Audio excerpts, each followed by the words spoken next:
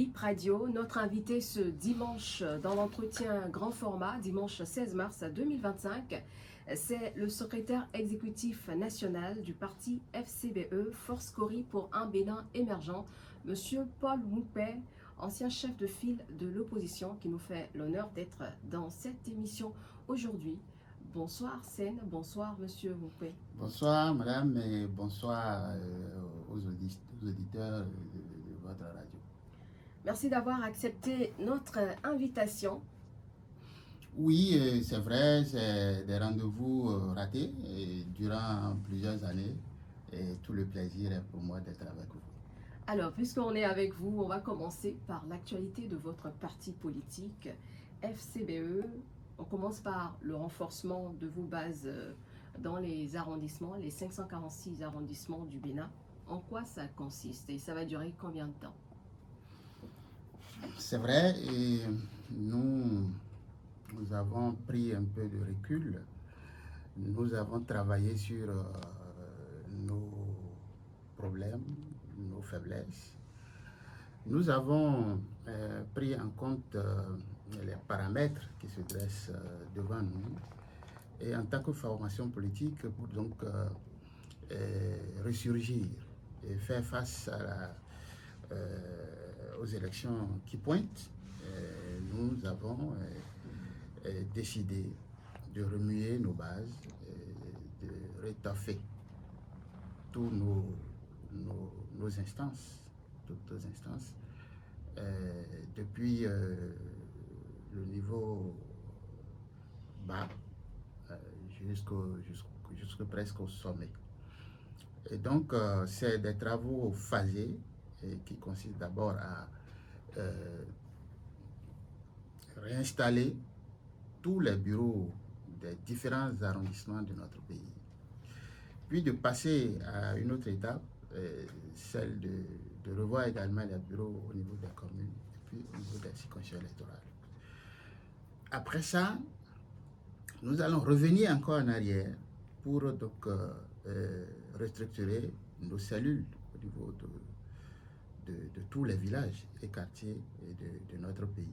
Je crois que actuellement, ce qui se fait, c'est le renforcement du parti. Vous renforcez le parti parce qu'il est affaibli ou bien quoi?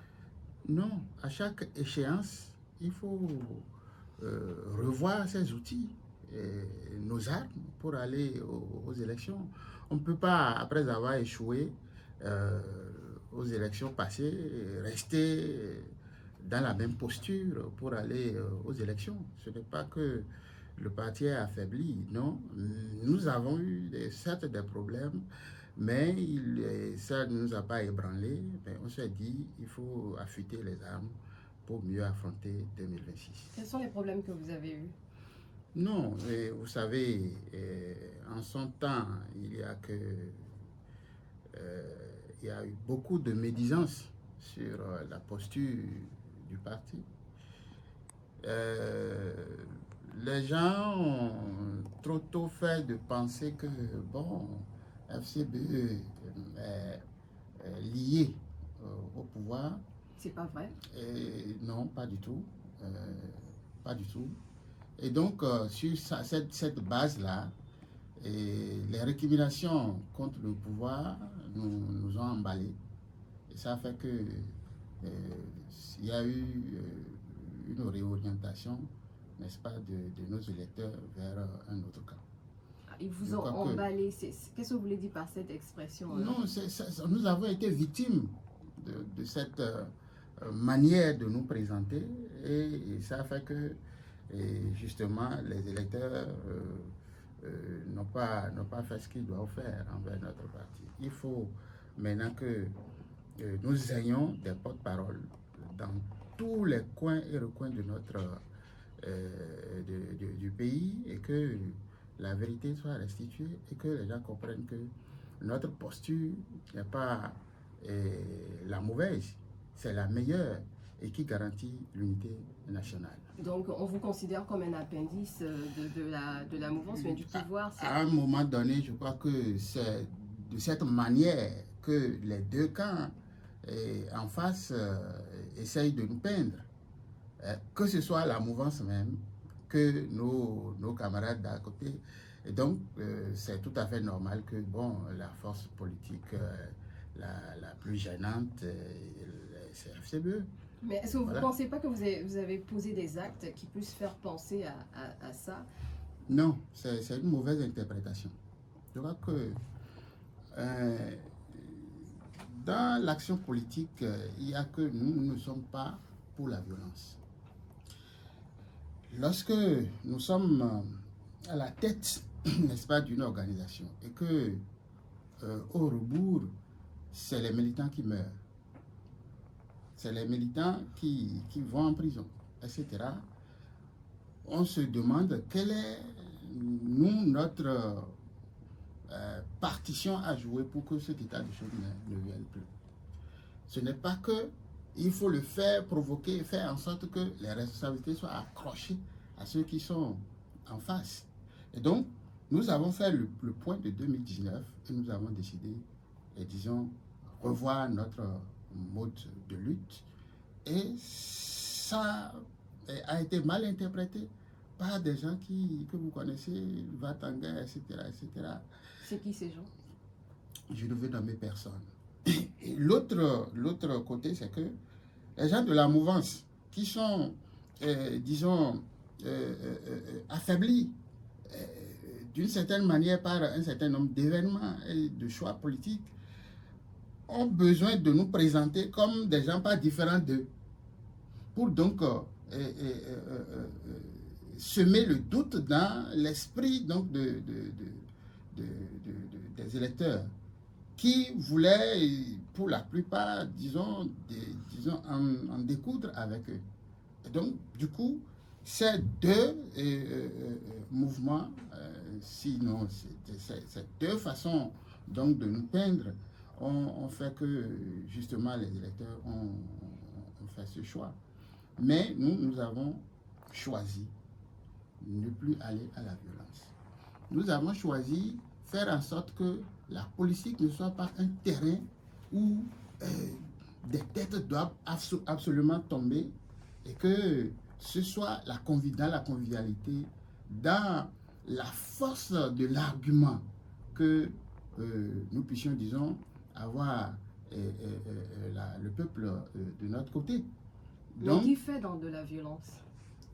Il y en a qui sont là, mais quelque part, nous étions ensemble hier, en 2019, il y a eu des manifestations.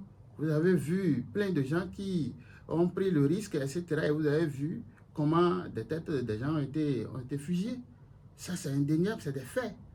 C'est clair que, quelque part, cette mobilisation a été faite par donc, des organisations politiques. Et les résultats sont là. Et donc, ceux d'en face ont eu leur part de responsabilité et nous autres qui étions de l'autre côté, quelque part, nous avons notre responsabilité. Et c'est de ça que nous avons dit, à partir de là que nous avons dit, il faut revoir les choses. On ne pourra construire ce pays que dans la paix, dans l'unité nationale. Est-ce que vous pensez que cette image d'appendice du pouvoir a disparu aujourd'hui ou a été modifiée, a changé je crois que les choses évoluent. Les choses évoluent. Et aujourd'hui, je crois que la population commence donc à situer les responsabilités et à comprendre les mobiles des uns et des autres et tout ce qu'ils avancent comme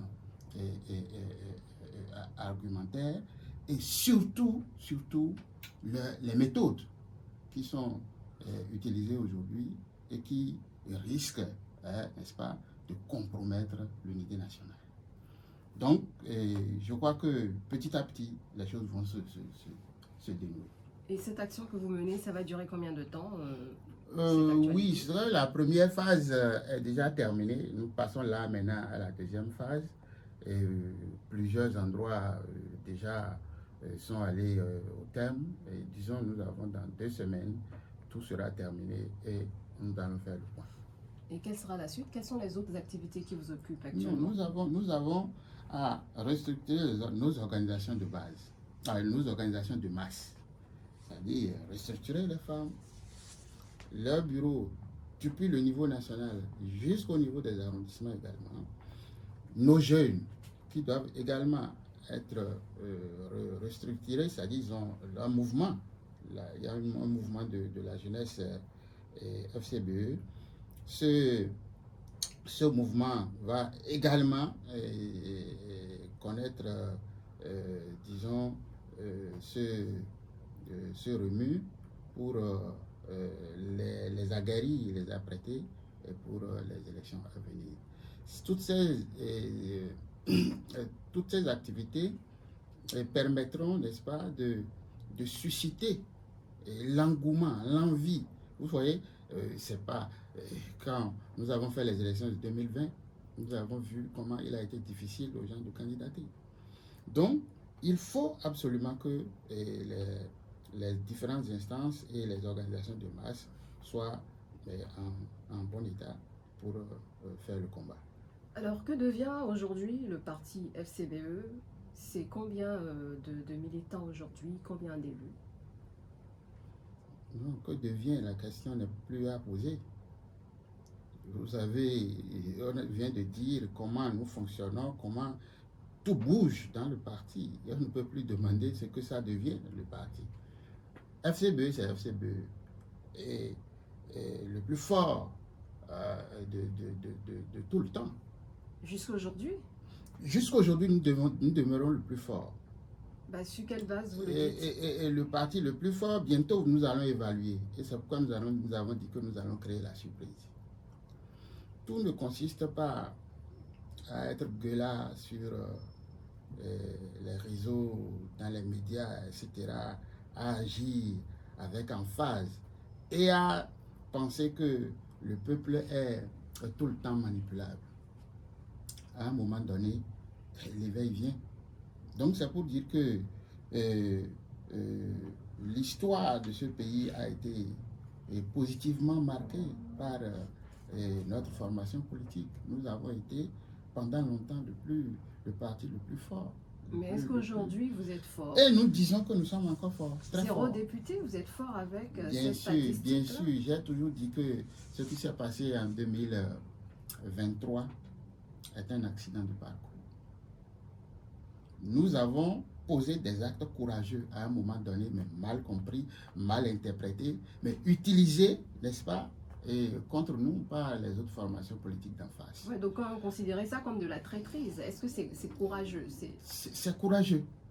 C'est courageux de reconnaître la force de ceux qu'on a en face. Et de se plier et de rentrer en soi-même pour préserver des vies. Pour certains, les gens sont morts, les gens meurent, ça ne leur dit rien, ils avancent parce que ce n'est pas encore eux. Ah oui, mais quand ça touche un militant, nous, ça nous gêne, ça nous dérange. Il faut préserver la vie. La première des choses que nous devons faire, notre option doit pouvoir d'abord préserver les vies humaines. Si vous agissez que de par vos actes, les gens meurent, c'est quelle politique ça? C'est quelle politique? Nous ne sommes pas pour ça. Et pour avoir choisi de ramener la balle à terre, prendre d'autres dispositions, choisir d'autres stratégies pour travailler, et même si ça a été mal compris, je crois qu'un jour viendra et le peuple va juger ce que nous avons fait en son temps. Mais pour revenir à votre déclaration, notre posture a fait que nous sommes aujourd'hui encore là, debout. Notre pays tient. Les gens disent, ah, vous leur avez facilité la tâche, c'est à cause de vous qu'ils sont encore là, etc. Les conditions dans lesquelles on peut mettre un thème à un pouvoir,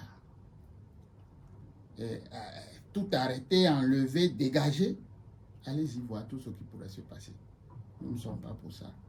Et donc, nous avons œuvré à la paix dans notre pays et le peuple nous sera reconnaissant un jour.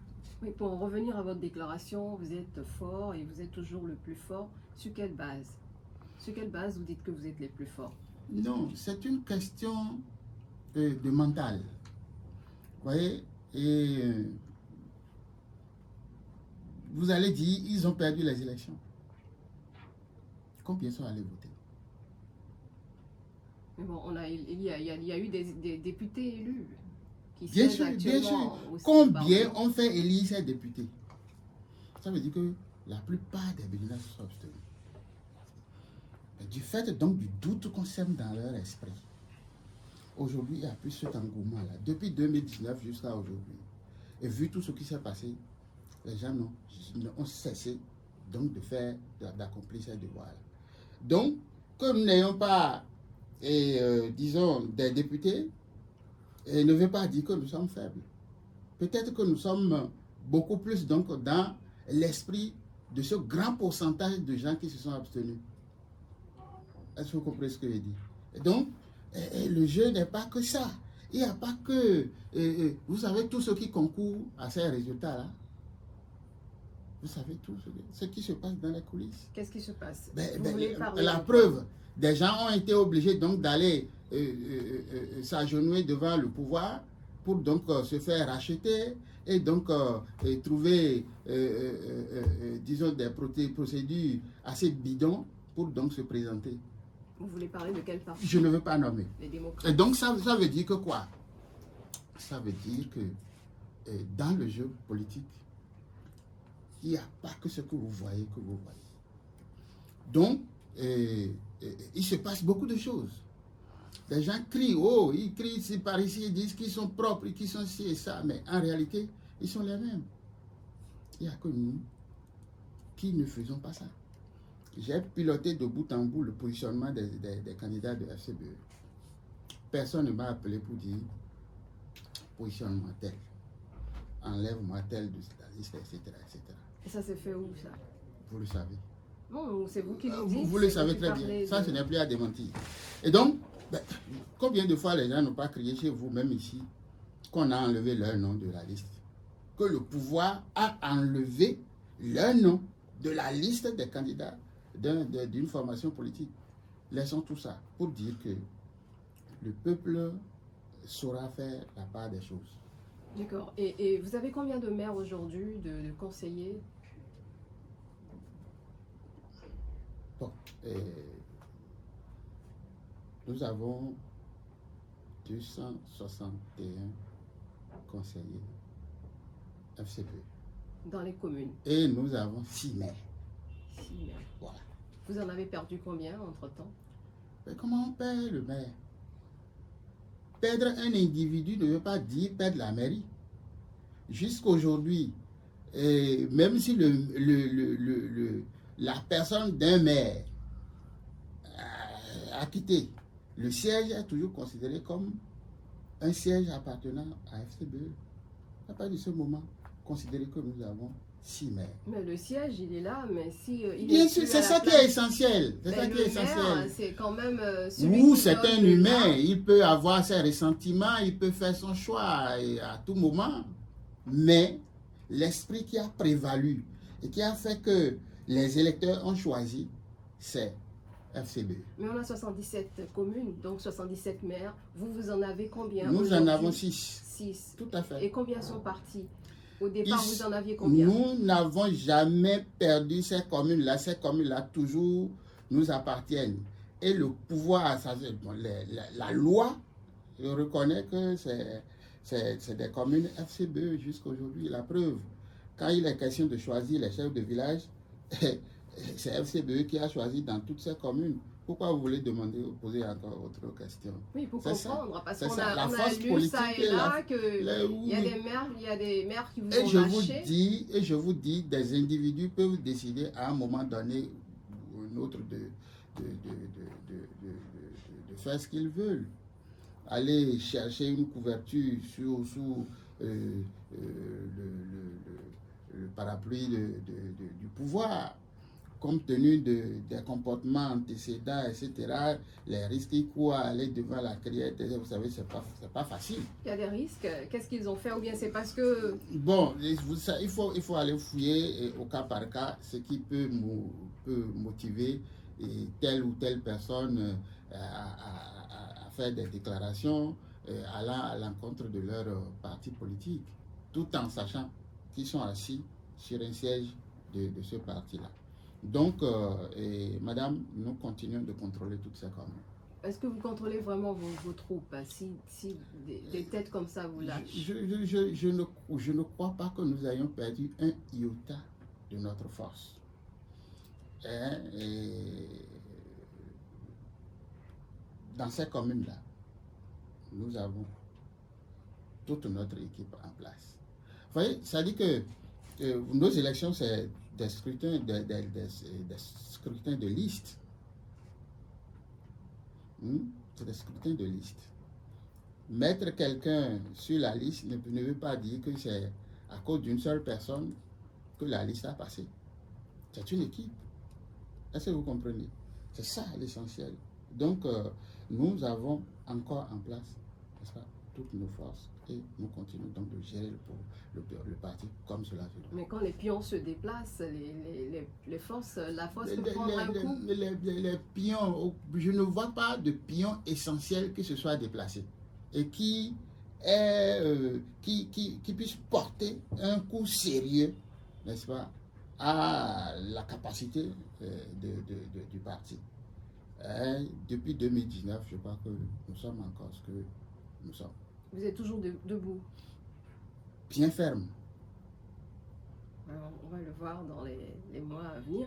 Et parlons toujours de vos militants, bien des responsables qui sont avec vous. Nous avons lu dans la presse que des figures de votre parti sont revenues, certaines figures comme M. Aboubakar Yaya ou Garba Yaya qui reviennent. Vous nous confirmez ça? Madame Rachida, je crois que ça, c'est du faux. Vous n'êtes pas allé à la bonne source. Justement, c'est pourquoi on vous demande, est-ce que vous confirmez? Aucun responsable de cette trame n'a quitté le parti jusqu'à aujourd'hui. Aboubakar Yaya est toujours resté. Issifou Amadou. Issifou, vous savez qu'il a été candidat aux élections de 2023. Et qu'est-ce qui s'est passé avec lui? Il n'y a jamais eu de problème. Voilà, c'est des façons de présenter FCBE. On veut montrer que c'est la cassure là-bas. On veut montrer qu'il y a déluge, rien ne va, etc. Juste pour tromper. Amadou n'a jamais démissionné. Garba Yaya, premier secrétaire, c'est-à-dire premier adjoint au secrétaire exécutif national. Donc c'est mon adjoint direct. Jusqu'aujourd'hui, il n'a jamais prononcé le mot démission de FCBE. Où est-ce que vous apprenez ça? C'est ça. C'est-à-dire que la posture gêne. La posture gêne. Si ça ne va pas, nous disons ça ne va pas. Si c'est bon, nous disons ça c'est bon. Mais ceci dans l'humilité, la souplesse, sans chercher à être emphatique, à vouloir se scléroser, être devant les médias, à jouer aux grands politiques, etc.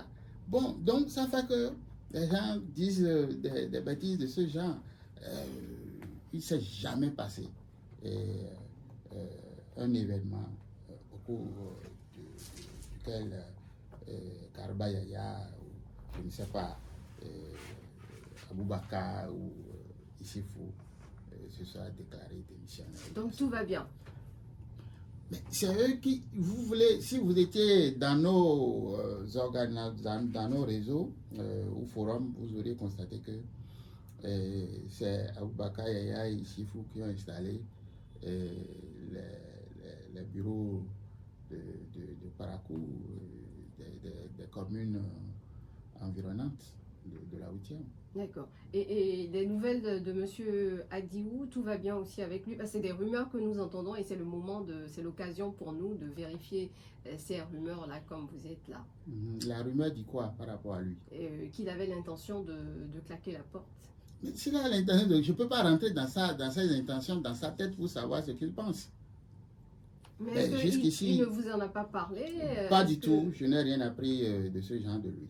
Tout va bien alors? Normalement, tout va bien. D'accord.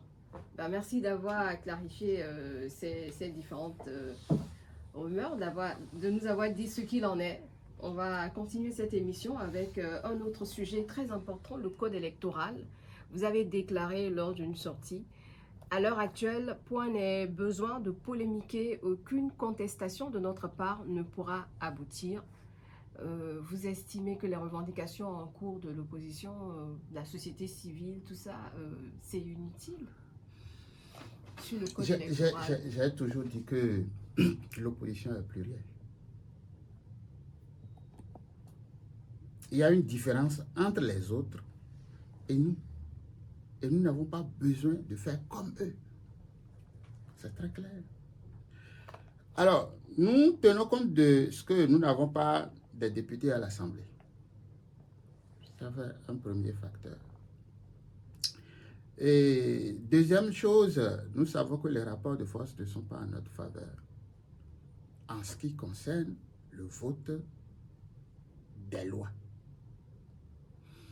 Nous avons été donc des tout premiers à contester, à dire nos récriminations par rapport aux conditions difficiles fixées par les députés dans ce code-là. Donc vous rejoignez les autres forces de l'opposition? Il est clair que les conditions sont trop dures. Comme quoi, par exemple? Ben, les 20% par circonscription électorale, là-bas, est assez haute. Et par contre, je vais vous surprendre, lorsque nous avons eu cette chance, et vous savez, c'est une chance, hein, c'est pas facile d'aller voir le président Talon, pour une fois. Vous l'avez vu quand? Alors que j'ai, en tant que chef de file de l'opposition, adressé des lettres de demande d'audience qui n'a jamais connu de suite. Et dans le cadre donc des dialogues, des discussions engagées avec les formations politiques en 2024, dans le cadre de la relecture du code ou du vote modifiant la Constitution, il nous a reçus officiellement au palais, et je lui ai posé un problème. Je lui ai dit, d'expérience en 2021, lorsque on avait choisi d'aller aux élections présidentielles, nos parrainages étaient presque en balade. Certains auraient préféré aller donner son parrainage au président parce qu'ils trouvent qu'il a plus de chances de revenir, donc aller chercher à s'incruster, s'insérer dans la machine du pouvoir. Ils sont revenus par la suite nous remettre des parrainages, c'est quelques-uns qui ont voulu. Et nous avons compris donc que c'est le candidat de l'autre côté qui a dit, mais vous aussi, vous allez avoir des candidats. J'apprends que vous aurez... Mais pourquoi est-ce que vous venez encore m'apporter vos parrainages? C'est quel parti?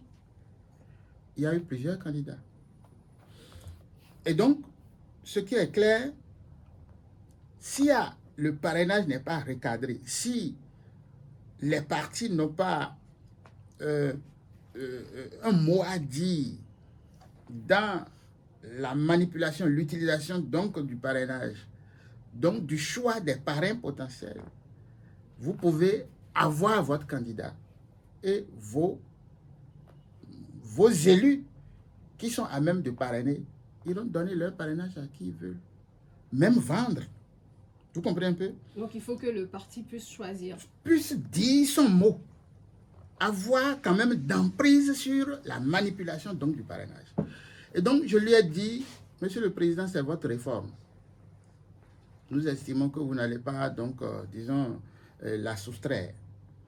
Mais si ça doit continuer, il faut que les partis aient un regard sur la manipulation donc de la question de parrainage. Je le lui ai dit. Et ça a été pris en compte? je ne sais pas si c'est ce que nous avons dit qui a fait qu'il y a eu recadrage. De toutes les façons, vous ne pouvez pas aujourd'hui parrainer en dehors de votre parti politique. Donc ça, c'est une réforme FCBE qui a été... Je n'ai pas introduit le parrainage dans le système politique béninois. Oui, mais ce bémol-là... Exactement. Parce que... C'est vous que le président a écouté. Je ne dis pas que c'est moi, mais nous, je te dis, c'est une manière de dire que tout n'est pas rejeté. D'ailleurs, en termes de réforme de tout le système tel que le président Talon l'a engagé, si quelqu'un vient au pouvoir demain, il ne va pas balayer de revers de main tout.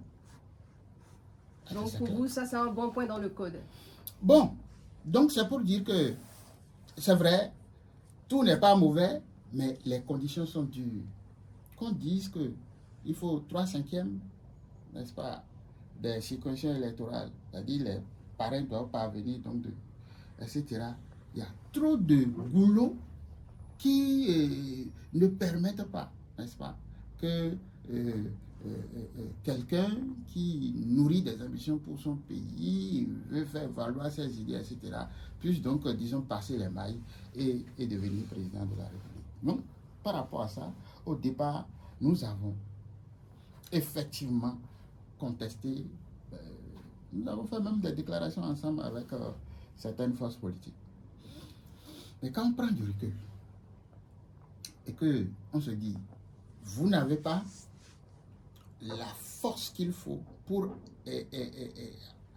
obliger, n'est-ce pas, le système en place à fléchir. Mais il y a des lobbying, non, qui se mènent. La politique, vous êtes assez présent. Au même moment où nous disons il faut quand même qu'on s'entende sur un certain nombre de clauses, nous n'avons pas à rester là et à ne rien faire. Donc vous avez perdu espoir. Il faut aller occuper le terrain. L'espoir, c'est l'occupation du terrain. Mais si la loi ne change pas, si la loi ne change pas, difficile notre première conditionnalité, c'est qu'elle soit égale pour tous. Que ça s'applique de la même manière à tout le monde.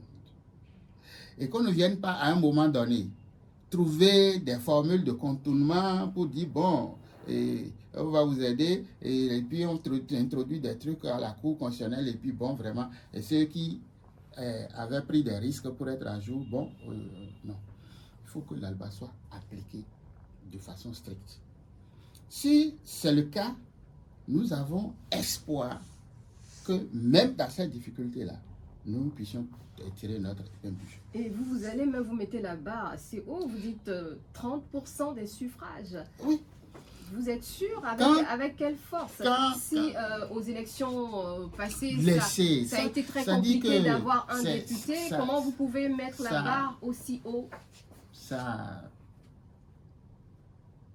me surprend que des gens dotés de raison s'accrochent à un résultat parmi tant d'autres. Dans l'histoire de FCBE, vous savez combien d'élections nous avons affrontées? Mais c'est un indicateur.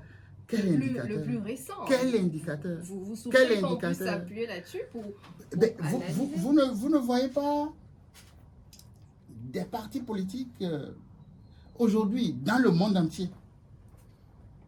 Ces partis politiques considérés comme minorités il y a quelques années qui prennent tout aujourd'hui. L'extrême droite, etc., que vous voyez dans plusieurs pays. Non, il y a en politique... C'est pas le même contexte. Écoutez, en politique, rien n'est statique. Les choses évoluent. Et quand vous prenez les élections de 2019 jusqu'en 2023, nous n'avons jamais pu mobiliser 50% des électeurs. À aucun moment. Si je dis faux, il faut me le dire. Alors, donc, quand on dit qu'il faut aller chercher 20% des électeurs dans chaque circonscription électorale, je dis, c'est possible. C'est possible. Bien sûr, c'est possible. Pourtant, il y a quelques instants, vous disiez que c'est assez dur, c'est assez corsé. Mais je vous dis, c'est difficile, je vous dis, c'est dur, mais je ne dis pas que c'est impossible. D'accord. Je dis que c'est possible. Je ne sais pas si on se comprend. Oui, on voit la nuance. Je dis que c'est difficile. C'est difficile, mais ce n'est pas impossible. Vous apportez de l'eau au moulin de la mouvance. Je ne veux même pas savoir ce que eux ils disent par rapport à ça. Mais nous étudions la chose en notre sein. Ça, c'est un travail que nous faisons en notre sein pour voir ce qu'il est possible de faire. Si on se réveille tôt, si on va vers les électeurs, qu'on travaille sur le mental des gens, je crois que nous pouvons relever le défi là. Obtenir 30%. 30% dans toutes les circonscriptions électorales. C'est bien possible.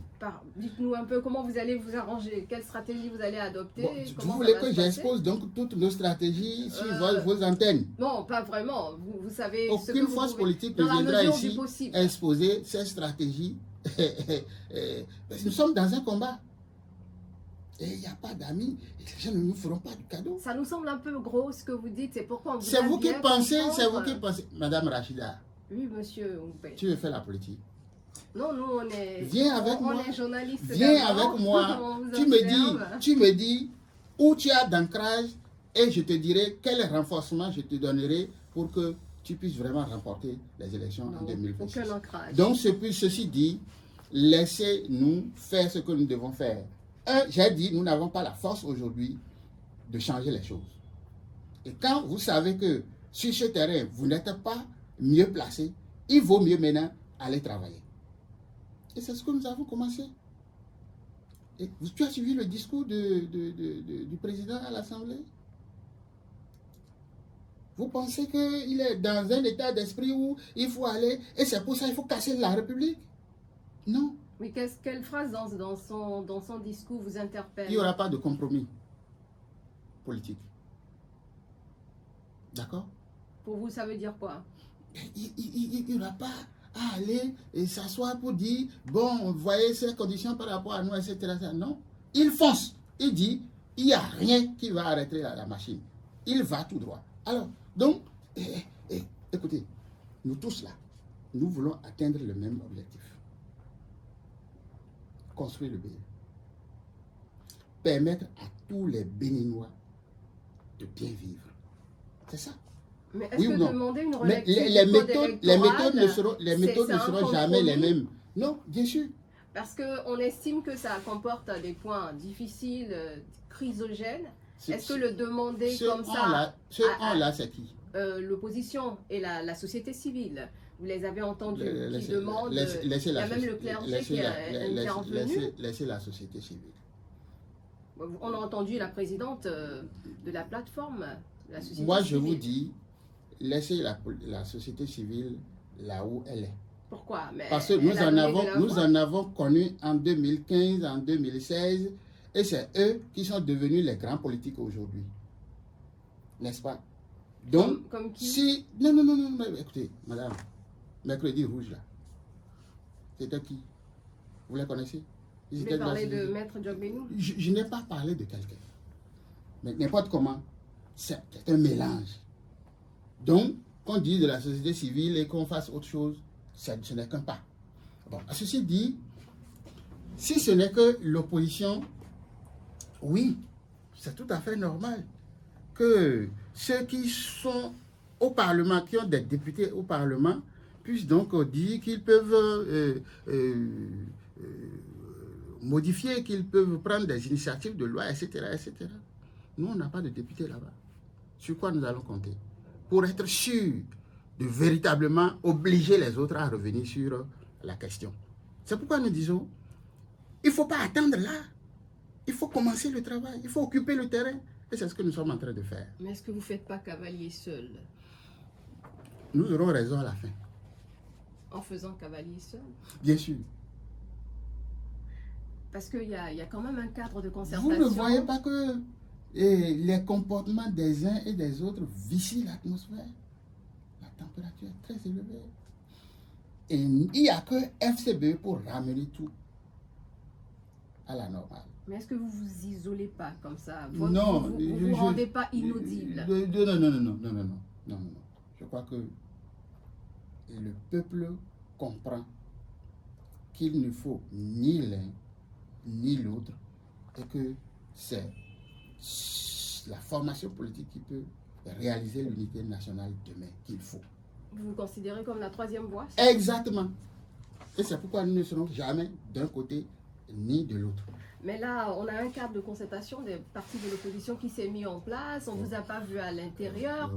Est-ce que vous vous considérez plus comme parti de l'opposition, monsieur Paul Groupé? Nous sommes de l'opposition.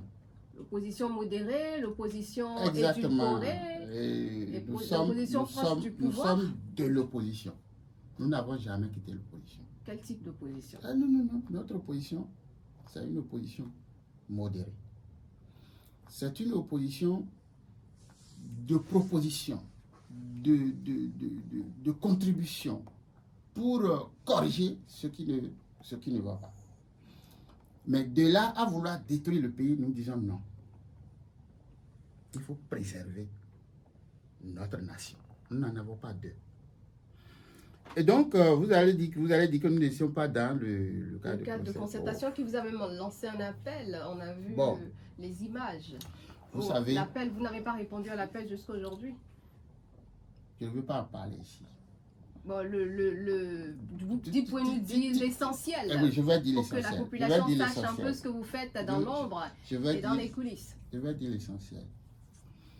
L'idée de cadre de concertation, c'est depuis 2021. Nous avions travaillé là-dessus avec toutes les formes, tous les partis politiques de l'opposition. Les démocrates? Oui, tous. Et donc, l'intention était qu'il y ait ce cadre informel. Et jamais ça n'aura de légitimité vis-à-vis de la loi. Donc, c'est un cadre informel, mais un cadre dans lequel le chef de file de l'opposition va régulièrement prendre l'avis des autres partis et savoir comment porter leur voix auprès donc de son vis-à-vis qui devrait être le chef de l'État. C'était l'idée.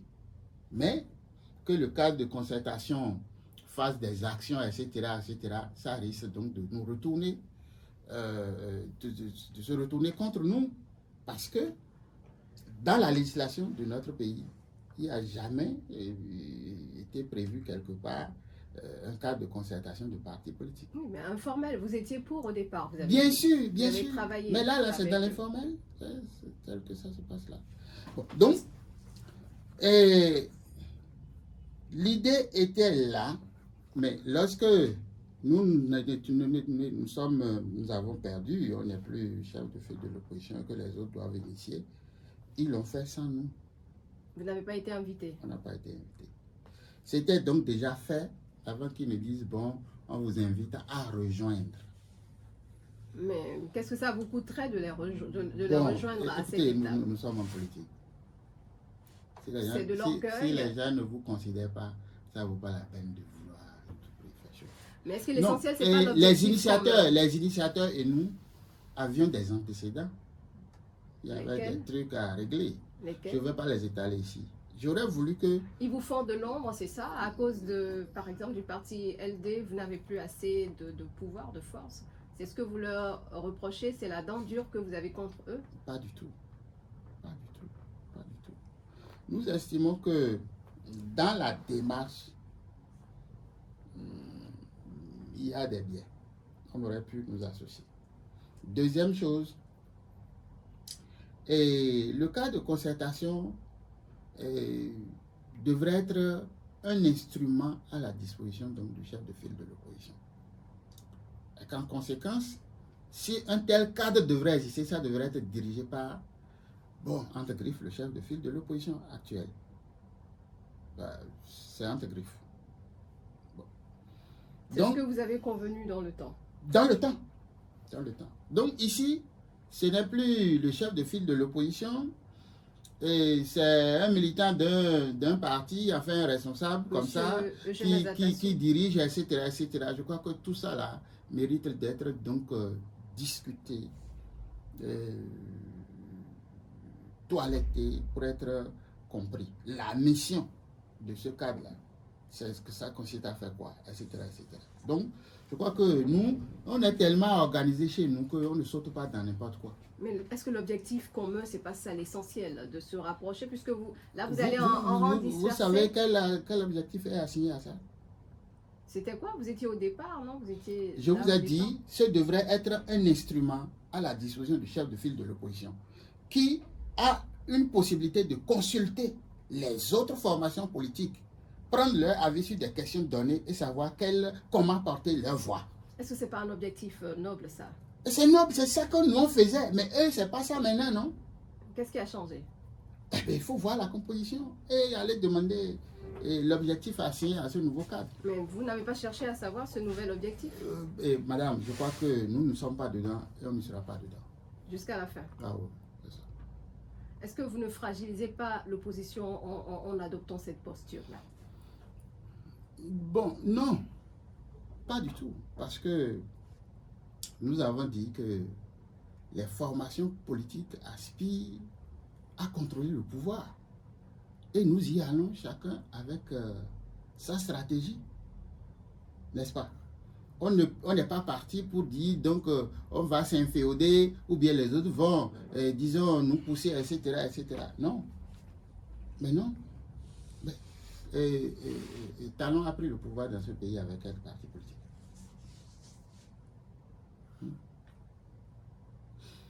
Mais il y a des réformes actuellement. Il y a des réformes actuellement. Ça veut dire qu'un petit parti peut naître aujourd'hui avec des idéaux, avec des stratégies, avec des acteurs qui peuvent convaincre le peuple et parvenir à prendre le pouvoir. S'il n'y avait pas ce goulot de parrainage, etc., etc., c'est clair. Donc, en dehors du parrainage qui constitue un blocage, ce qu'il faut pour convaincre les électeurs aujourd'hui ne manque pas. Est-ce que vous avez de quoi avoir ces parrainages-là? Comment vous allez vous arranger pour ça? On peut. Comment? Mais la loi a déjà tout dit. Vous n'en avez pas, non? Oui, vous n'en avez pas. Il y a possibilité d'en avoir en allant en accord. Donc vous allez faire des accords? Nous le sollicitons. Nous avons lancé un appel au chef de l'État. Nous allons demander à le rencontrer bientôt, puisque le terrain sur lequel nous pouvons en avoir, nous connaissons. C'est quoi le terrain? Vous allez avoir ça de quel côté? Il n'y a que la mouvance qui en a en surplus. Donc vous allez entrer en négociation avec la mouvance pour avoir des parrainages? Pourquoi pas? Pas avec la mouvance. Est-ce que ça ne confirme pas attendez, les rumeurs? Pas avec la mouvance, mais les partis de l'opinion. C'est pas la même chose? C'est pas la même chose. C'est quoi la différence? La différence, c'est que Patrice Talon a eu son pouvoir. D'accord? Pas par un parti politique. Est-ce qu'on est d'accord? Être opposé à la gouvernance de Talon ne veut pas dire être contre UPR, être contre BR, être contre Moël, etc. Vous ne voyez pas la différence? Ben, on essaie de vous suivre. Mais la gouvernance actuelle est intimée par Talon. C'est lui qui est élu, c'est lui qui a... Mais lorsque les choses vont changer en 2026, que ce soit un parti politique qui porte un candidat et que son programme soit issu du projet de société, donc du parti, eh bien, s'opposer à ce président voudra clairement dire que vous êtes opposé à ce parti. Mais que vous allez encore vers ces partis pour demander des parrainages? Non, non, est-ce que on se comprend? Une contradiction. Non, aucune contradiction. Est-ce qu'on se comprend? La gouvernance actuelle est la gouvernance du parti Talon. Est-ce qu'on est d'accord? Oui, ça c'est une évidence. C'est une évidence. Les autres, n'est-ce pas, contribuent. Et ça ne veut pas dire que le projet, le projet de société de UPR n'est pas égal au projet de société de BR. Oui, en réalité, en politique, comment ça se passe? Vous avez votre programme, vous avez vos visions, etc., etc., votre idéologie. Moi aussi, en tout cas, nous aussi, nous avons notre projet de société, nous avons notre vision, etc. Nous rentrons en négociation et nous confrontons les idées. Ce sur quoi nous ne pouvons pas céder, nous savons. Ce sur quoi eux aussi... Bon, maintenant, on trouve un terrain d'entente entre formations politiques. Ça, c'est autre chose. que des formations politiques se mettent ensemble pour diriger ne veut pas dire que la gouvernance qui est là est à imputer à un parti. Oui, mais il y a une forme de peut-être d'endossement de ce qui se fait. Oui, eux, ils sont comptables de ce qui a été fait. Mais si vous vous rapprochez d'eux pour avoir les parrainages, c'est que vous avez une certaine sensibilité. Pas du tout. Ici, il s'agit de discuter programme, il s'agit de discuter idéologie. D'accord? Si nous trouvons intérêt d'entente sur ce plan, nous pouvons nous trouver des passerelles. Vous pensez que une seule formation politique peut, sans aller en accord, gagner le pouvoir en 2026? Vous nous direz dans les lignes à suivre comment vous allez vous arranger pour 2026. C'est-à-dire que ce ne sont pas parce que nous sommes contre la gouvernance actuelle, que nous ne sommes pas d'accord, etc., sur des points donnés. Mais dire que ce sont des ennemis et qu'on ne va jamais discuter avec eux, je dis c'est mal comprendre la politique. Bien sûr. Mais parce qu'il y avait des rumeurs qui entourent votre image. Nous ne travaillons pas sur la base des rumeurs. Mais le fait d'aller vers eux, est-ce que ça ne confirme Donc vous pensez que ce Bénin est cloisonné, que jamais nous n'aurons jamais à discuter avec ceux qui sont de ces formations politiques-là? C'est erroné. Si c'est FCBE qui prend le pouvoir en 2026, vous pensez que les gens, ceux qui sont là-bas ne vont jamais travailler avec nous pour que... Non, mais l'unité nationale impose qu'il y ait toujours des portes ouvertes. Et c'est ça que nous avons dit au président. Il n'y a pas à tout fermer, à dire, il n'y a pas possibilité de discuter, etc. Non. Donc on retient que vous allez commencer les discussions avec le président. Nous allons discuter avec les formations politiques de la mouvance. Pour avoir des parrainages. Possibilité de trouver des passerelles pour diriger ensemble sur la base de programmes suffisamment discutés.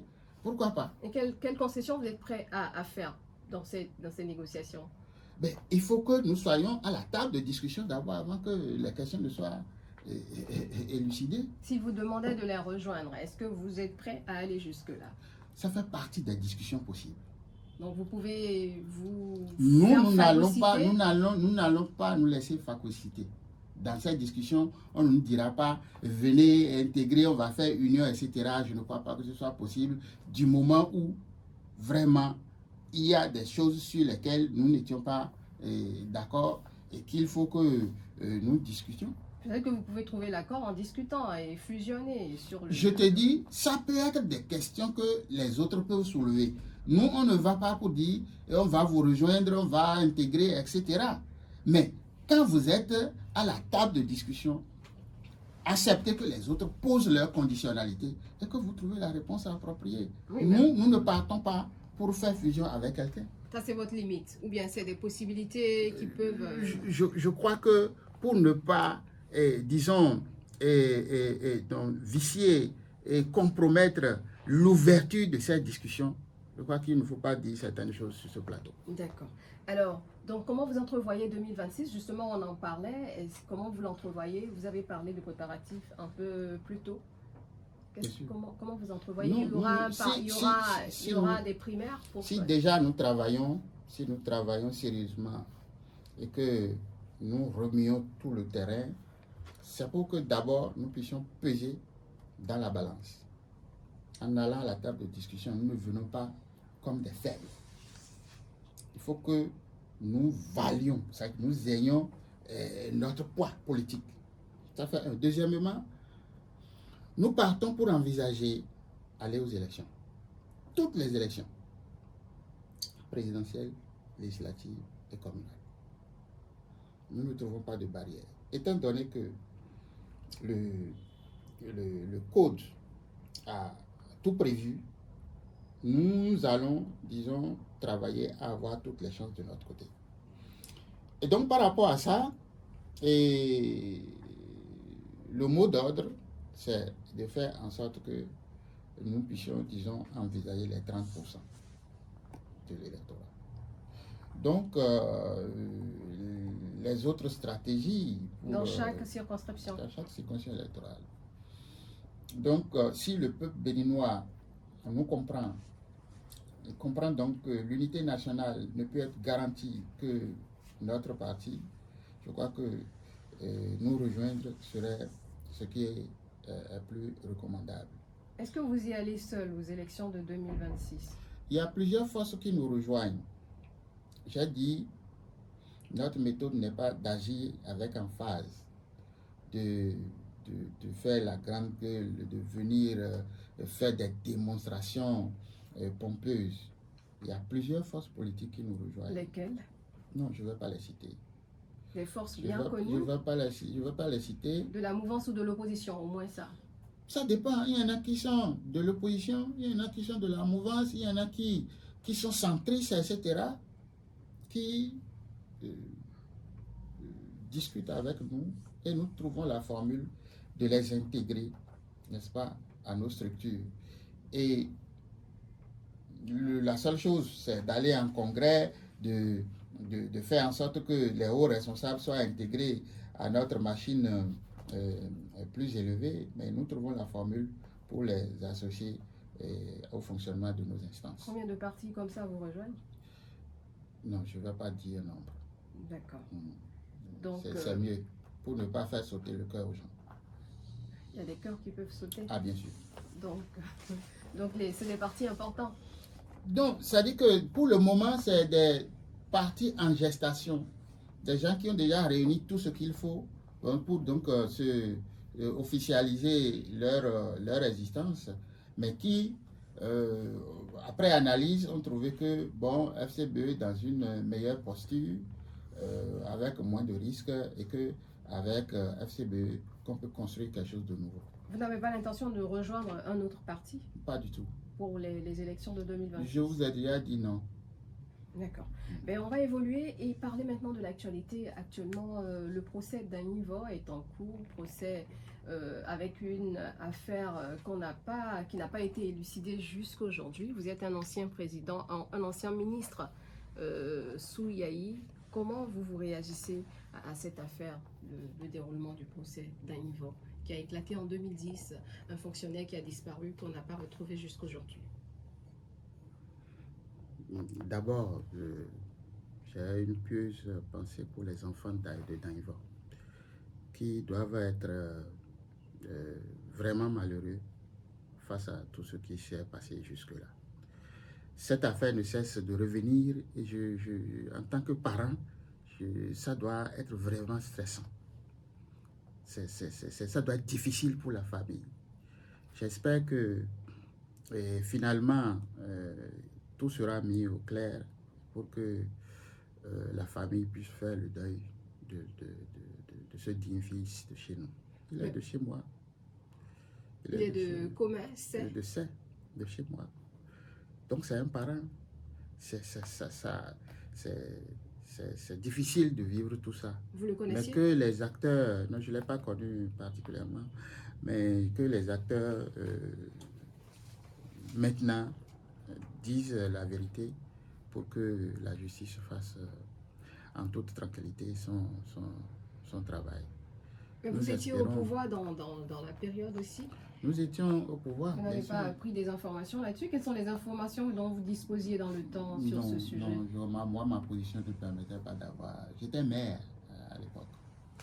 J'étais maire de la commune de Popa à l'époque. Donc, je n'étais pas au cœur du pouvoir pour comprendre ce qui s'est réellement passé. Et vous voyez le ping-pong entre M. Alofa et des dirigeants, etc. Je crois que je ne suis pas bien placé pour comprendre vraiment. Je n'étais pas bien placé pour être informé de quoi que ce soit. Mais vous avez rejoint le pouvoir. Vous avez été ministre aussi en 2015. Je ne sais pas que j'ai rejoint le pouvoir. On a été à l'origine du pouvoir de Yahi. Bon, vous êtes arrivé au pouvoir central. Oui, je suis arrivé au pouvoir central, bien sûr. Mais ça, ce n'est pas ce qu'il faut aller discuter au Conseil des ministres, par exemple. Donc, je ne peux rien apprendre. Ça faisait pas partie de vos discussions avec les membres du gouvernement? Il y a eu du temps. Depuis 2011, moi, je suis arrivé en 2015. Donc, c'était difficile de vivre ça et, en tant que fils du Mouno. Et bon, malheureusement, nous n'avions pas les informations. Nous pensons que la justice va faire son travail. D'accord. Merci, monsieur le secrétaire national exécutif. On va passer à la dernière partie de cette émission. C'est la rubrique le oui-non. C'est une série de questions et vous répondez à cette série de questions par oui ou par non. Et bien entendu, vous avez la latitude de justifier vos oui et vos non. Si vous êtes prêts, on va y aller. Allons-y. Avec l'accompagnement de Herman Oupati, qui est aujourd'hui à la partie technique de cette émission. Première question pour vous, monsieur Paul Rumpé. Le parti FCBE aura-t-il son propre candidat pour 2026? Oui ou non? Oui et non. Oui et non. Bon, un peu ambigu, mais on note. Et deuxième question, pensez-vous que l'audit du fichier électoral, c'est du gaspillage d'argent? Oui. Vous avez dit oui, on note. Troisième question, est-ce que le poste de chef de file de l'opposition est inutile? Non. Non. Alors, le parti FCBE, c'est vrai, vous avez parlé des différentes actions tout à l'heure, mais est-ce que ce parti-là sommeille ou bien se fait discret? Est-ce qu'il sommeille, oui ou non? Je ne comprends pas. Ça peut être répondu par oui ou non. Tel que tu poses. Oui, est-ce que votre parti se fait discret? Oui, vous pouvez dire oui ou comme non. Non. Non. Donc, dernière question. Avez-vous noté des points positifs dans la gouvernance Talon? Oui. Maintenant, on va passer aux justifications et on commence par la première réponse. Vous avez dit oui et non. Le parti FCBE aura-t-il son candidat? Oui, oui, si d'abord nous le voulons, c'est la volonté ferme donc du parti actuellement d'avoir son candidat. Ça c'est oui. Mais c'est à condition d'avoir les parrainages. Ça veut dire que les négociations aboutissent. Si nous négocions et que nous trouvons les parrainages, nous allons aux élections. Mais si on ne trouve pas, à l'impossible, il est tenu. Dans ce cas, non. Dans ce cas, vous allez vous rabattre On va se rabattre alors sur un candidat qui aura compris nos idéaux et accepté porter quelques disons, points forts de notre programme. Vous voyez déjà qui c'est, quel parti, quel candidat ça pourrait, bon, quel parti ça pourrait être? Pour le moment, toi, tu connais quel candidat? Sur quel parti ça pourrait être? Donc, là, avançons. Mouvance ou opposition? Nous ne connaissons pas encore celui que nous allons choisir dans notre camp n'est pas encore connu. D'accord. C'est pas vous-même qui sera. Il faut que la question soit discutée en notre sein. Mais il faut d'abord que moi, en tant que chef du parti, je conduise les négociations jusqu'à aboutir à obtenir donc les parrainages et être sûr donc que FCBE va aux élections présidentielles. Et à partir de là, nous allons intégrer maintenant la question dans le grand groupe et on va dégager un candidat. D'accord. Donc, c'est pas automatiquement vous qui serez candidat. Ah, si mais non, dans FCBE, ça ne se passe pas comme ça. Je crois qu'il y a plusieurs personnalités, anciens ministres, anciens députés, anciens DG, plusieurs cadres capables. Donc, c'est des discussions, d'échanges jusqu'à trouver un terrain d'entente. Il y a un système de primaire ou bien il y en a pas? Tout à fait. D'abord, on ouvre un registre où les potentiels candidats s'inscrivent. Nous faisons un travail d'élaboration donc des critères, etc., avant d'aller à des assises, etc., jusqu'à choisir le candidat. C'est pas facile. D'accord. Deuxième réponse, vous avez dit oui. Je vous rappelle la question. Oui. On vous demandait, est-ce que l'audit du fichier électoral est un gaspillage? Oui, nous avons dit à notre dernière session du Bureau exécutif national que cette somme-là, pour nous, c'est du gâchis. D'abord, il n'y a pas possibilité de dicter un fichier électoral actuellement. Pourquoi? Ça n'existe pas. Oui, bon, la base de données qui doit générer donc, ce fichier électoral. Si on veut auditer quelque chose aujourd'hui, c'est le fichier de l'état civil béninois. C'est ça? Oui, c'est Donc, bien ça. appelons C'est bien ce qu'ils ont appelons expliqué. chat un chat. Donc, vous avez le même discours que la mouvance, là. Non, ce n'est pas ça. Parce que c'est le même C'est discours. factuel. C'est factuel, c'est ça. Si on veut auditer la liste qui a prévalu, qui a été utilisée en 2023 pour aller aux élections, ça c'est autre chose. Mais la liste avec laquelle on ira aux élections en 2026 n'est pas encore disponible. D'accord, mais Ça, là... est-ce qu'on se comprend? C'est Oui. factuel. Ça, c'est pas le discours de tel, etc., etc. La preuve, c'est que l'ANIP a dit le fichier provisoire sera disponible en combien de mois? En septembre. Donc, à partir de là, ça n'existe pas encore. Donc, disons alors que il y aura de l'argent pour aller auditer le fichier de l'état civil. Parce que c'est à partir de l'état civil qu'on extrait la liste électorale. Évidemment, c'est ce que le président du comité et a moi, expliqué. je dis quoi? Moi, je dis quoi? Ah oui, c'est ça qu'il a expliqué. Oui, dans donc, nos studios ici. Donc l'objectif de départ n'est plus le même. Mais l'objectif, c'est de pouvoir enlever les déchets éventuels qu'il y a dans cette base de données. Comment vous pouvez dire que c'est du gaspillage? Donc de l'état civil? Oui, de cette base de données. Ah bon? Là c'est trop vaste, ce n'est plus lié aux élections. Puisque le fichier sera extrait de cette base de données. Donc, écoutez, nous pensons que si l'argent a été utilisé pour faire de la mobilisation, lorsque le fichier électoral provisoire sera extrait, affiché, que chacun aille vérifier. Il n'y a pas meilleur auditeur de cette liste-là que les électeurs eux-mêmes. Mais il faut bien un travail en amont avant. Quel travail vous voulez en amont? Quel travail? Et si quel que soit le travail fait, est-ce que vous pensez qu'une fois la liste affichée, donc on va trouver que c'est déjà parfait, donc que personne n'a y consulté? C'est ça? Il y aura des consultations, moi, je mais vous s'il dis, y a lieu de moi, toiletter. je vous dis d'expérience et avec ce qui s'est passé l'autre fois, la meilleure manière d'auditer cette liste-là, c'est d'obliger chacun à aller vérifier si son nom y est. Et si là où il doit voter, là, c'est inscrit devant son nom.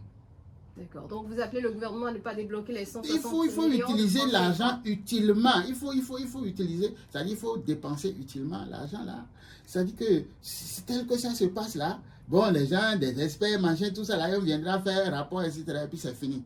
Mais quand la liste provisoire sera extraite, affichée, nous sommes obligés encore, surtout les formations politiques, de faire de la mobilisation pour que nos militants, nos électeurs aillent vérifier s'ils sont effectivement pris en compte sur la liste provisoire. Si et que les corrections se fassent pour qu'ils soient effectivement positionnés là où ils doivent voter, etc. Donc je crois que l'argent là, ça va nous faire... pour nous, ce n'est pas utile. Donc que le chef de l'État retire, ou bien que le gouvernement ne débloque plus ces sous-là. Justement, que l'argent soit conservé pour mobiliser le peuple autour de la liste provisoire et que nous contribuions tous à corriger la liste là et qu'elle soit la plus parfaite possible pour donc les élections de 2026. Dans la suite de ce oui-non, on vous a posé la troisième question, vous avez dit non. Est-ce que le poste de chef de file de l'opposition est un poste inutile? Non, c'est un poste utile. C'est un poste utile. Je pense que il reste que le pouvoir ait le courage de mettre ceux qui méritent d'être dans cette position dans les conditions qu'il faut pour donc jouer leur rôle. Il y a beaucoup de choses que nous discutons, beaucoup de récriminations, d'insatisfaction, au plan politique bien entendu, mais que les gens n'ont pas besoin d'aller discuter dans les rues, qui méritent d'être portés à la connaissance du chef de l'État. Généralement, les chefs d'État ne sont pas aussi accessibles que ça. Surtout celui qui est là. Vous comprenez? Il n'est pas accessible. Donc, vous avez cherché à le voir. Bien sûr, quand j'ai été chef de file de l'opposition, j'ai écrit. Oui, il ne m'a jamais reçu. Mais maintenant... Donc, ça veut dire que quoi? Il n'y a pas une volonté politique de faire jouer concrètement ce rôle-là. Et si c'était le cas, Et si le chef de file de l'opposition a la considération qu'il faut, régulièrement, des échanges, des discussions doivent donc être organisées entre le chef de l'État et le chef de file de l'opposition. Est-ce que vous voulez Ce dire serait que c'est utile. une coquille vide? Bien sûr, actuellement, la loi est là, mais elle n'est pas appliquée. Et c'est une tache noire dans la gouvernance politique de ce pouvoir-là. Ce n'est pas bien. Quelle autre tâche noire vous notez dans sa gouvernance? Non, mais il y en a plein aujourd'hui. Les difficultés que le peuple, les gens rencontrent. Il y a beaucoup de choses qui sont positives, des réalisations, etc., etc. Mais écoutez, nous avons vu avec quel empressement le pouvoir a pris à cœur le combat par rapport aux médicaments, et comment on appelle ça? Les faux médicaments. Les faux médicaments, etc. Non, on a cru que c'est pour que le peuple se retrouve un tant soit peu à travers les coups. Je vous dis, mon garçon a chauffé au cours de la semaine. Il est parti à l'école, il me dit, ah, ton fils a chauffé. J'ai dit, allez le chercher, amenez-le à l'hôpital. On l'amène à l'hôpital, bon, etc. Il faut diminuer la fièvre, etc. Et puis, il faut faire des analyses.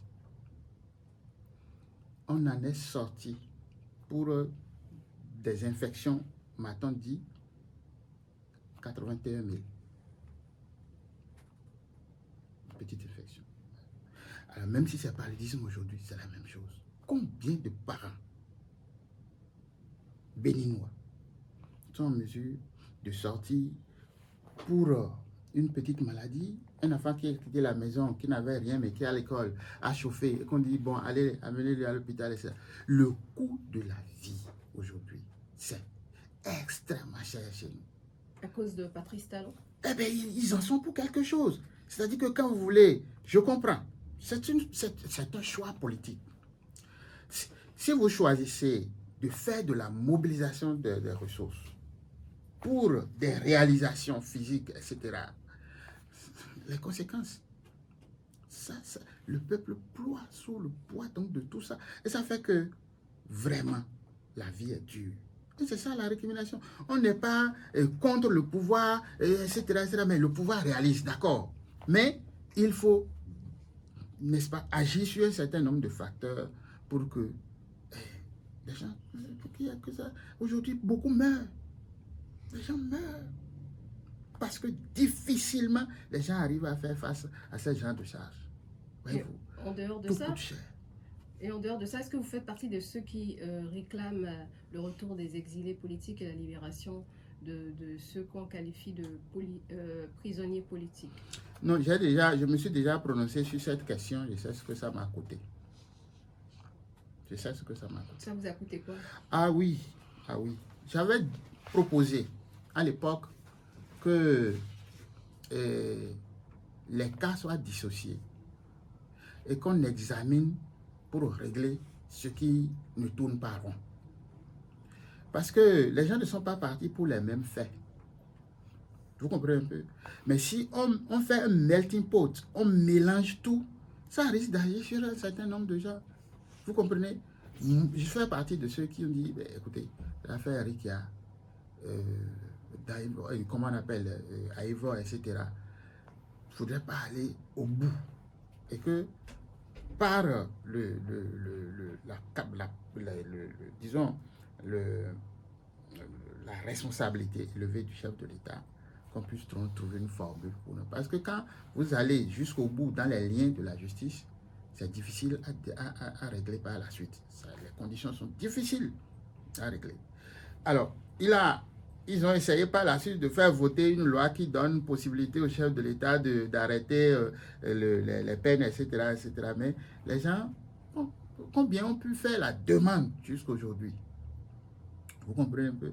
Donc, c'est compliqué, cette question-là. Il faut faire de FCBE le prochain dirigeant du Bénin et vous allez voir comment, dans la douceur, on va régler tous ces problèmes. Mais là, c'est un problème qui demeure. Mais il n'y a que quelques mois. Il n'y a que quelques mois. Mais en attendant. Ah ben, en attendant, ce n'est pas de descendre dans la rue, de crier, de faire des choses. Non, ça n'aboutira pas. Ça n'aboutira pas. Préservons l'essentiel, l'unité nationale. Et je crois que le reste va se régler dans le Donc temps. vous admettez qu'il y a des exilés politiques et des prisonniers politiques. Écoutez, cette thème, c'est-à-dire que cette thème, comment on appelle ça, ces thèmes sont applicables différemment. Ça dépend du cas. C'est ça que je vous dis. Il faut dissocier, il faut faire en sorte que, eh bien, on sache comment le problème est né, quel jugement en a été fait et pourquoi tel ou tel se retrouve ici ou là. Je crois que ne mélangeons pas les choses. À vouloir mélanger, nous risquons de ne pas être juste dans cette affaire. Et l'avant-dernière question, est-ce que FCBE sommeille, se montre discret? Vous avez dit non. Non, mais nous travaillons tous les jours. Le parti le plus animé aujourd'hui, c'est FCBE. Vous n'allez pas croire. Ouais. Comment se fait-il que ça ne se sent pas aussi... Vous voulez sentir ça comment? Comme on voit pour les autres. Les autres, non. Voilà. Donc c'est ça, la méthode. Mais nous pensons que d'abord, il faut beaucoup de budget pour faire la communication à leur manière. Les députés, vous voyez ce qu'ils perçoivent là-bas, eux, ils ont l'argent. Et tous les partis. Vous n'avez pas d'argent? Non, on est obligé. Vous recevez le financement public ou pas? Le financement public, vous pensez que c'est remis depuis quand? Mais vous recevez quand même, ça n'existait pas. On recevait. D'accord, vous n'en recevez plus. Plus. Donc, nous sommes obligés d'être donc modestes. Et je crois que pour mieux vivre, il faut justement de la modestie. On n'a pas besoin de... Non, je crois que c'est de ça qu'il s'agit. C'est ça qui fait que d'autres auront toujours de problèmes. Vous dites de ne pas réunir les gens sur la place publique à faire des meetings pompeux, etc., etc. Nous disons, d'accord, nous restons dans notre coin, nous faisons nos réunions. Et la force n'est pas au bout de ça. Non. Mais comment vous réagissez au fait qu'il y a des manifestations qui sont interdites du côté des démocrates? Comment vous réagissez à ce fait? Démocrate, c'est pas FCBE. Oui, mais comment vous vous organisez pour qu'on n'interdise pas vos manifestations? Je t'ai dit, nous restons dans des cadres privés pour faire nos réunions. Vous n'avez jamais eu d'interdiction? Non. Mais pourquoi on interdit à... Mais allez comparer où eux autres ils veulent faire et où nous faisons. D'aucuns disent que c'est du 2 poids 2 mesures. Non, pas du tout. Est-ce que vous n'êtes pas bénéficiaire de ce 2 poids 2 mesures? Non, pas du tout. C'est pas du 2 poids 2 mesures. J'ai voulu organiser une réunion des femmes dans le cadre de 8 mars. Le 8 mars passé. On m'a appelé pour dire vous n'avez pas fait de demande de manifestation. J'ai dit d'abord dans un hôtel c'est un cadre privé. Ils ont dit non, dans un hôtel c'est encore public. J'ai dit ok, c'est pas grave. Mais je n'organise pas une manifestation politique, ce n'est pas une fête, mais c'est un atelier de formation. Dans le cas de 8 mars, c'est pas c'est pas une, c'est-à-dire ce qu'on connaît. On vient faire des déballages politiques, etc. Et puis on dit que c'est un meeting, etc. Nous avons engagé des communicateurs pour parler à nos femmes. Et c'est notre manière de célébrer 8 mars. Ça. Donc c'est un atelier de formation. Je fais des ateliers de formation dans les hôtels depuis, je n'ai jamais recouru à une autorisation, etc. Les gens ont compris, ils ont dit, ah si c'est un atelier. Nous avons fait notre chose. D'accord. Vous comprenez un peu? C'est-à-dire que nous ne sommes pas, nous autres, dans la provocation. Ils sont dans la provocation. Je ne le dis pas. Nous faisons en sorte que notre vis-à-vis comprenne que nous aussi, là, on n'est pas parti pour, disons, aller tirer la langue des autres, etc., etc. Nous sommes dans la modestie. C'est pour qu'il soit possible demain, pour moi, de parler au président Djokbenou, de parler à Abdoulaye Biotchane, au président Yahi, etc. Ce n'est pas, c'est-à-dire que ce n'est pas un ring où on doit absolument, c'est-à-dire faire tomber, donner des coups forcés. Ce n'est pas ça. Nous, on ne prend pas la politique. La dernière fois que vous avez parlé au président Yahi, c'était comme? Oh, je ne sais pas. Il y a très longtemps. Un peu. Vous ne savez pas combien d'années, à quand ça remonte? Non, je ne peux pas dire du moment où il ne m'a pas appelé. Et que, bon, on ne peut pas dire qu'on ne se parle pas. Ah, vous parlez? Mais de toute façon, nous discutons avec des gens de son parti. C'est une manière de parler avec lui, non? Mais directement avec lui en tant Non, qu'ancien directement, il faut ministre. être honnête, on ne sait pas parler. Et le président Talon, la dernière fois, c'était... 2024, où nous étions reçus au palais. D'accord. Dernière question dans cette compile. Les points positifs, vous avez dit oui, les points positifs sous le régime Talon. Non, il faut reconnaître que il faut être de la poigne de talon pour instaurer certaines réformes. Alors là, si le pouvoir Talon était faible comme celui que nous avions connu, je crois qu'on n'aurait jamais eu la possibilité de corriger certaines choses. Comme quoi? Je donne un petit exemple. La réduction du temps de grève, par exemple. Vous pensez que le pouvoir de Yahi aurait pu faire ça? En ce moment-là, où les syndicalistes étaient bien soutenus, bien arrosés, et l'opposition était ce que c'était. Je prends par exemple tout ce qui se passe, la réduction des partis politiques avec le système partisan, hein, même le code là, etc. Si c'était à l'époque, même au temps de Kérékou, je crois que... Mais c'est des points positifs, ça? Il y a des choses qui indéniablement vont marquer notre pays pour toujours.